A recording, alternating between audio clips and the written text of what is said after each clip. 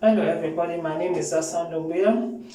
In this my topic, I'm going to talk about in first aider the responsibility of the first aider and how we can use Dr. ABCD. What is the meaning of Dr. ABCD? The D stand for danger, and the R stand for respond, and the A stand for airway, open the airway. Then the B stand for breathing, and the C stand for compression. I'm going to explain this one. In talking about Dr. ABCD, the D stand for danger, and the R stand for respond, and the A stand for airway, and the B stand for breathing, and the C stand for compression. Continue to repeat the breathing and tactic compression until ambulance arrives and the person should start breathing normally. If we are talking about the Dr. ABCD, the danger mean check the hazard and the risks and safety. Then you also, the R mean respond, firm but gently squeeze the person and shout if not conscious, the person responsiveness, and also you try to move the person. If the person cannot move, then you try to call the emergency system, or you try to call the ambulance or the police or the any hospital that is closer, or any nurse or any practitioner. So but you as a first aider, you should try to do your level best in that particular moment. Then the A stand for airway. You try to open the airway of this casualty. You try to put his head straight so he will not bite his tongue. So he or she will not bite his tongue. You try to put his head in a straight position so his head will be a little bit straight. Then we're talking about the breathing. If not breathing normally, pinch the person's nose and cover the mouth. Then give air on the person's mouth. You blow the person's mouth to give him more air. Then compression, place the heel of the hand in the center of the person's chest, and with the other hand on top, and start compressing the person for like 30 times. Then you give 2 breathing. I'm going to explain what is the Dr. ABCD. That is DRABCD. What is danger? Danger, prior to an approach the casualty, ensure the scene is safe. You ensure that the scene is safe. That simply means that maybe shock. Somebody have shock. The currents in the circuit have shocked someone. So you have to look for the casualty. You have to look for the risks that involve in that particular place. Then I'm going to talk about the R. The R means that in that approach, the casualty from their side or their feet, if it's possible, then talk to the casualty as you approach to see if they are alert. Then knee down. You have to go down with your knee by their side and put on a disposable gloves. You try to check the person. Then gently tap the shoulder and says, "Can I hear you? Can you hear me? Open your eyes. Open your eyes." Let's say somebody have heart attack, you fell down, right? Or somebody have a migraine, or somebody feeling tired, they just collapse. So you have to check. This can be helpful to our society. Then you're talking about the A. A mean airway, right? Then the head. You try to put the head straight. The head of the person straight, so the person will not bite his tongue, so the person will be able to have way to breathe. Then one hand on the forehead, then 2 fingers on the chin of the person. Then open the mouth and look for any obstruction inside the person's mouth and tight the head to open the airway. Then we're talking about breathing, that is B. What is the meaning of breathing here, right?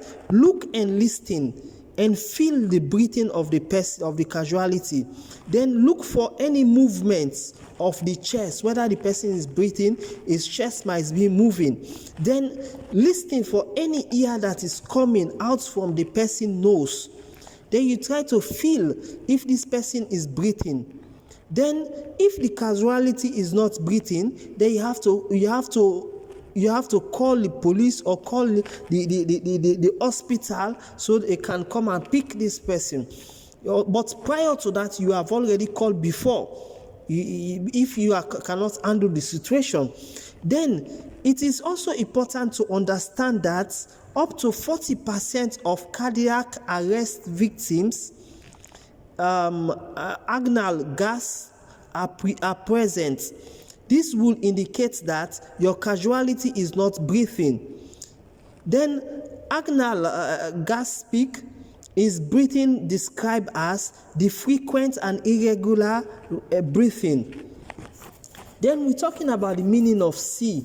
C means circulation, that is circulation and CPR. In the C, you have to check the casualty not breathing, then you commence the CPR. What is the CPR? It's by you pressing the chest of the person 30 times. You do 1, 2, 3, 4, 5, 6, 7, 8 till 30 times. Then you give the person, you have to put your mouth in the person's mouth, then you give him breath.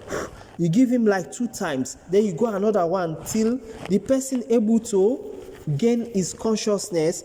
Then casualty is breathing. Then you check whether this person's circulation is moving.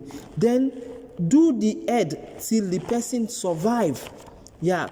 Then we're talking about D. D is defibrillation, right? What is the meaning of this one? It's also available as an automatic or external defibrillator.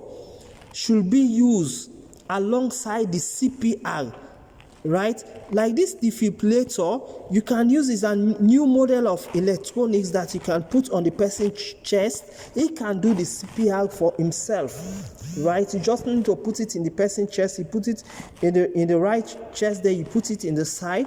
Then it can also do it. Then you have to press the person's chest for the person to survive, right? Then we're talking about the secondary survival. That is head till the person survive. If this casualty is breathing and the secondary survival should be carried out. If the casualty, what you are doing at this stage, if the casualty is responding, ask them to tell you if they're feeling any pain during this head to toe checking.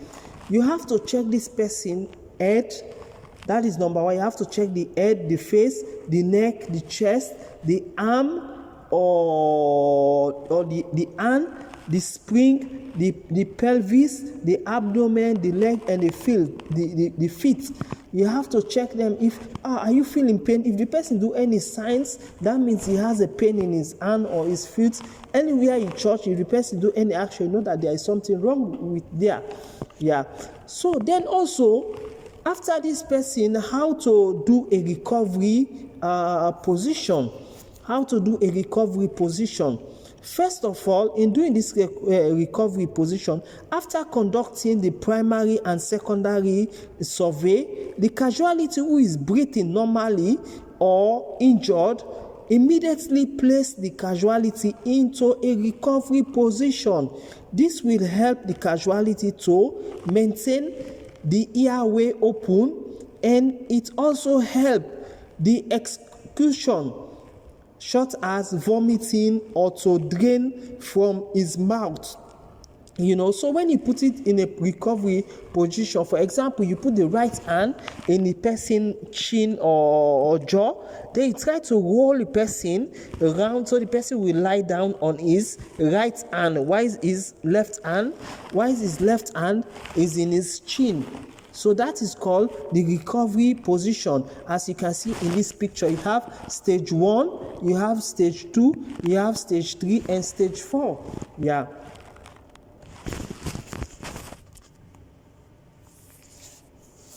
So I will stop here, and in my next topic, I'm going to talk about managing unresponsive and not breathing casualty, somebody that is not breathing or responding to any action. Call for help now. Remove all clothing from patient's chest. Pull red handle to open bag.